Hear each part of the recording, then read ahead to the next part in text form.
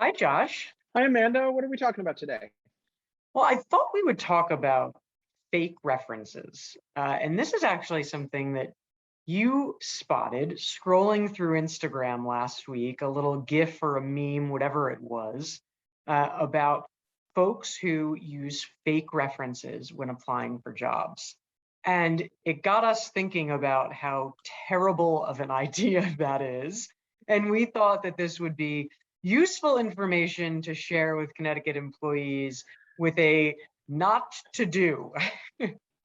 Yeah, this is a what not to do. Frankly, I understand the impulse because we mostly represent people who have left employers under less than fully amicable services or circumstances, excuse me. And so they want to find a way to allow prospective employers to know that they're still great and there isn't a problem with them and they can still have a productive career. And we believe that if you had a less than fully amicable separation, that doesn't mean you're tarnished goods by any means.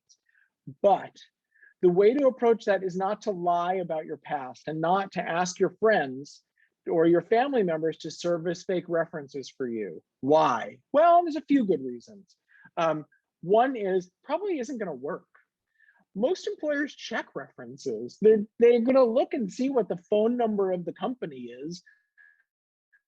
They're going to look and they're going to talk to that person and ask them questions that will suss out what they did with you when you worked together. So having somebody pretend to be a reference for you probably isn't going to work. Second, and if that first reason doesn't get you there, second, it's illegal, and not just against the law, but it's potentially criminal. It probably is criminal. The definition of fraud is lying to obtain something of value, and a job is something of value, and saying somebody was your supervisor when they're not is a lie. So don't excuse it with, well, it's a white lie, it's innocent, it's criminal.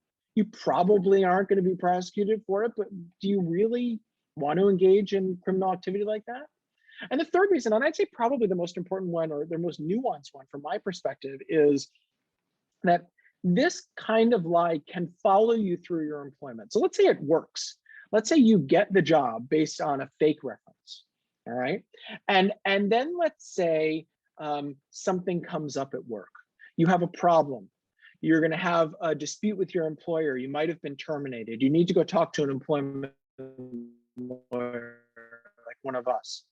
Well, as soon as you make a claim against your employer, they're going to go looking for anything you've done wrong. There's a legal doctrine here called after acquired evidence. And the basic idea is if your employer hears about a claim from you and they subsequently learn after acquired that you engaged in some sort of conduct that would have resulted in your termination, that is functionally the end of your case, right? And so it's not just that you should feel guilty about lying to your prospective employer, that your lie might follow you around psychologically. I mean, it can have literal legal consequences for you. So, I don't think it's a great way to start out your employment, but more to the point, it's not something that's going to be particularly productive for you in our experience. So before you decide to ask a friend, or I would say conspire with a friend to see if they will pretend to be your boss from a previous job, think twice.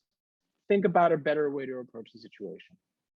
Great advice. Don't believe everything you read on Instagram. Thank you, Josh. There Hope you you learned go. something today. Anytime. See ya. Bye-bye.